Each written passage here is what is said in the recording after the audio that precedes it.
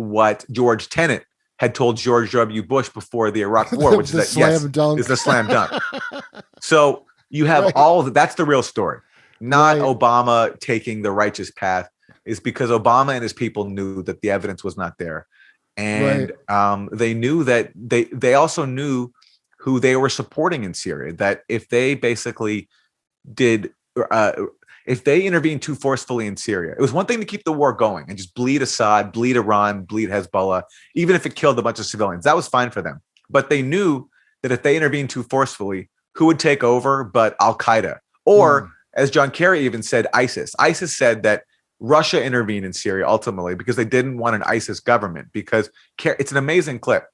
Kerry says the U.S. was watching as ISIS was approaching on Damascus. And he says the U.S. sat back and watched. So Kerry is basically saying that the U.S. was willing to let ISIS maybe even take over Damascus if that meant putting Assad in a weaker position. But ultimately, Obama didn't want Al-Qaeda or ISIS taking over. So that's why I think he also held back in his intervention. But he still intervened massively, and the war was catastrophic. But we don't hear about all of this. We just hear one side that basically the Syrian government, Russia and Iran were, for the fun of it, wanted to kill as many civilians as they can.